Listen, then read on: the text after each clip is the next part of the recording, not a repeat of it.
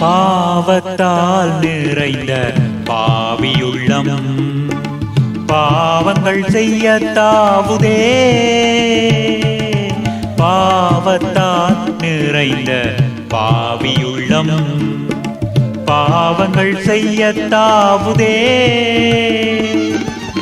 தீய வழி கண்ணை நீங்க செய்யும் தூய ஆவி நீரே. அபிஷேகம் செய்ய வாருமே, என்னை அபிஷேகம் செய்ய வாருமே.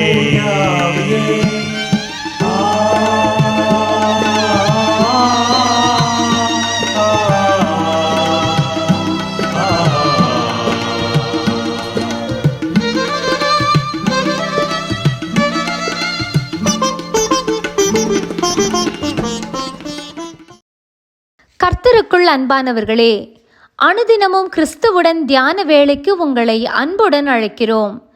இன்றைய தியானத்திற்கான வேத வாசிப்பு தானியேல் 1ஆம் அதிகாரம் வசனங்கள் 1 முதல் 17 வரை. தியானத்தின் தலைப்பு தெரிந்தெடுப்பும் தீர்மானமும். தன்னை தீட்டுப்படுத்தலாகாதென்று தன் இருதயத்தில் தீர்மானம் பண்ணிக்கொண்டு தன்னை தீட்டுப்படுத்தாதபடி வேண்டிக் கொண்டான். தானியேல் 1ஆம் அதிகாரம் வசனம் 8. வாலிபனான தானியேலின் வாழ்விலே ஒரு வித்தியாசமான தெரிந்தெடுப்பை நாம் காண்கிறோம். தானியேலுக்கும் பெரியதொரு இக்கட்டு வந்தது. வாலிப வயதில் சிறைபிடிக்கப்பட்டு அடிமையாக பாபிலோனுக்கு கொண்டு செல்லப்பட்டார். குடும்பத்தை இழந்து வாலிப வயதின் சுதந்திரத்தை இழந்து நின்றார்.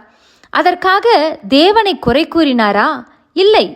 எதிர்காலமே இருண்டு போன நிலையிலே அரண்மனைக்கு கொண்டு செல்லப்பட்ட அவருடைய பெயரும் மாற்றப்பட்டது. இவ்வளவையும் பொறுத்து கொண்ட தானியேல் உணவு விஷயம் வந்ததும் விழித்து கொண்டார். இங்கு ராஜாவின் கட்டளையா அல்லது ராஜாதி ராஜாவின் பிரமாணங்களா? எதற்கு இணங்குவது? தானியேலுக்கு தெரிந்தெடுப்பது கடினமாக இருக்கவில்லை. ஏனெனில் அவருடைய மனம் தெளிவானதாய் இருந்தது.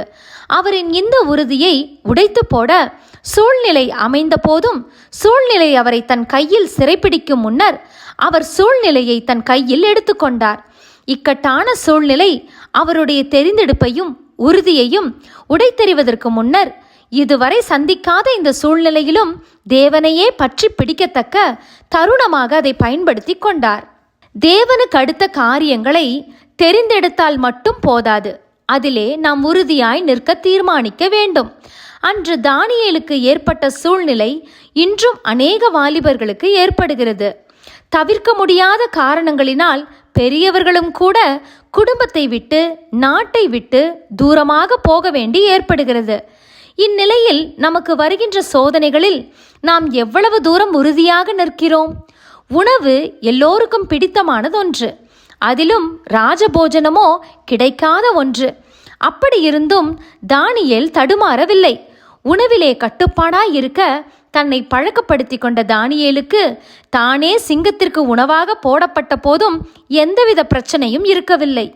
தானியேலை சகல தரிசனங்களையும் சொப்பனங்களையும் அறியத்தக்க அறிவுள்ளவன் ஆக்கினார். 1ஆம் அதிகாரம் வசனம் 17. தேவ பிள்ளையே, சோதனையான நேரம்தான் நமது தெரிந்தெடுப்பை பயிற்றுவிக்கின்ற நேரம். கவர்ச்சி உடைகளிலும் ருசியான உணவிலும் மயங்கியது போதும். சிங்கக்கெபி போன்ற சோதனையில் நாம் மாண்டு போவதற்கு காரணமே இந்த மயக்கம்தான்.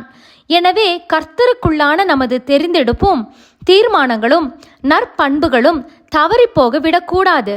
தவறவிட்டால் ஆவிக்குரிய சரீரத்திற்குரிய சகல சுகங்களையும் இழந்து விடுவது உறுதி. ஆகவே நமது தெரிந்தெடுப்பில் எப்போதும் உறுதியாய் இருக்க வேண்டும்.